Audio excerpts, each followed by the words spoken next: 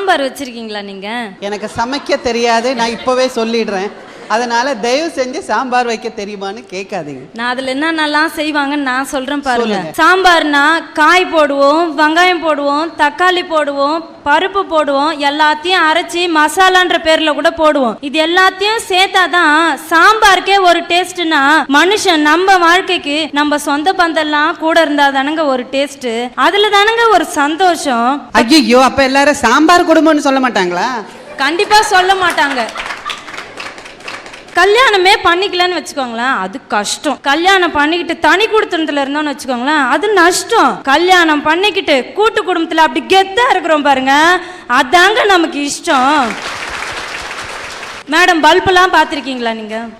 பல்பெல்லாம் பார்த்துருக்கோம், நிறைய பல்ப் இருக்குது.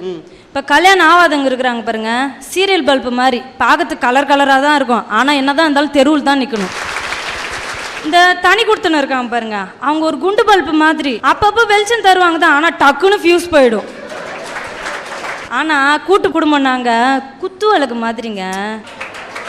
ஐயோ முடியல, சொல்லுங்க.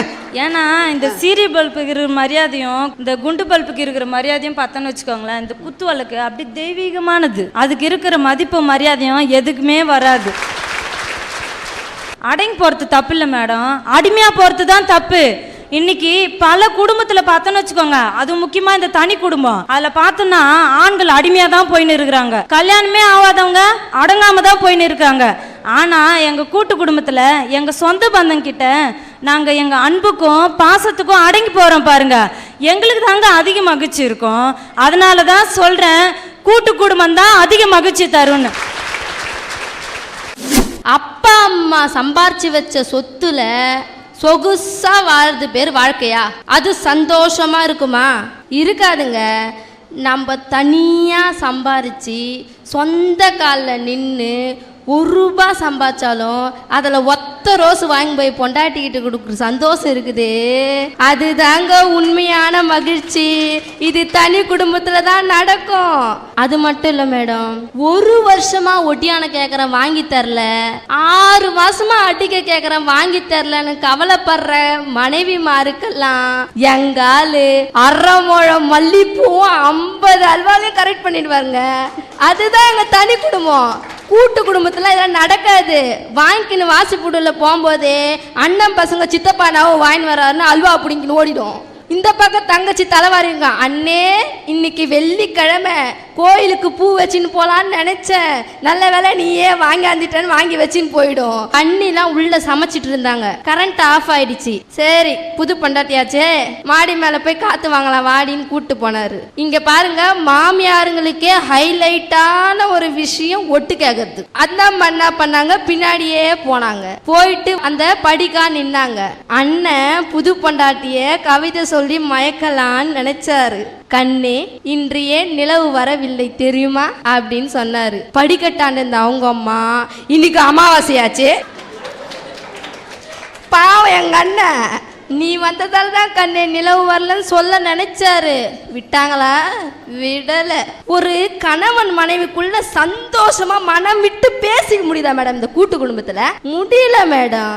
ஆனா எங்க தனி குடும்பத்துல அதெல்லாம் ரொம்ப அதிகமாவே இருக்குது. என்ன மனமுள்ள பொண்ணு என்ன மதுரையில கேட்டாங்க, மாயவரத்துல கேட்டாங்க, அந்த மன்னார் குடியில் கேட்டாங்க, எல்லாம் உன்னால வேணாம்னு சொன்னே கண்ணால, மச்சான் மேல ஆசைப்பட்டு நின்னே தன்னாலன்னு. எல்லா ஊர்லயும் கேட்டாங்களே, உள்ளூர்ல யாராவது கேட்டாங்களான்னு கேட்டு சொல்லுங்க. எனக்கு ஏத்த மாதிரி அழகா யாரும் அங்க இல்லை. இப்படிதான் மேடம் புதுசா ஒரு அக்கா கல்யாணம் ஆயிட்டு போயிட்டு சமைக்கலான்னு நினைச்சாங்க. மாமியார்கிட்ட போய் அத்தை சிக்கன் பக்கோடா செஞ்சு தரட்டான்னு கேட்டாங்க. வேணாமா எனக்கு உடம்பெல்லாம் கொழுப்புன்னுச்சு அந்த அத்தை. அதுக்கடுத்து மாமா கிட்ட போய் மாமா பாயாசம் செஞ்சு தரவான்னு கேட்டுச்சு. வேணாமா எனக்கு உடம்பெல்லாம் சக்கரைன்னாரு. அதுக்கடுத்து நாத்தனார்கிட்ட போய் சித்தி உனக்காக நான் முட்டை பஜ்ஜி போட்டு தரவான்னு கேட்டுச்சு. வேணாமா எனக்கு உடம்பெல்லாம் பிபின்னாங்க. எங்க அக்காவுக்கு என்ன சமைக்கிறதுன்னு தெரியாம டென்ஷன் ஆகி அவளுக்கு பிபி அதிகமாகி ஹாஸ்பிட்டலில் கொண்டு போய் சேர்த்து பிபியை குறைச்சி வீட்டுக்கிட்டு வந்து உனக்கு இது சரிப்பட்டு வராது. நீ மாமாவோட தனி கொடுத்தணும். ஒருத்தருக்கிட்டையும் போயிட்டு இது செய்யறேன் அது செய்யறேன் சொல்றதை விட அத்தை என்ன வேணுங்க அத்தைன்னு ஒரு வார்த்தை பாசமா கேட்டிருந்தா எங்க அக்காவுக்கு சமைக்க தெரிஞ்சுதான் கேட்பா. ஆமாம் மேடம், ஒரு கூட்டு குடும்பத்தில் சிலிண்டர் புக் பண்ணனா கூட அண்ணன் புக் பண்ணிடுவான், அண்ணி புக் பண்ணிடுவாங்க, அப்பா புக் பண்ணிடும், அம்மா புக் பண்ணிடும், எல்லாம் புக் பண்ணிடுவாங்க. கடைசியில் புக் பண்ணாதே விட்டுருவாங்க. ஆனால் தனி குடும்பத்தில் அப்படி கிடையாது மேடம். புக் பண்ணால் ஒன்று வீட்டுக்கார் புக் பண்ணும், இல்லைன்னா பொண்டாட்டி புக் பண்ணும். பொறுப்பாக நடந்துக்குவோம். அதான் எங்கள் தனி குடும்பம்.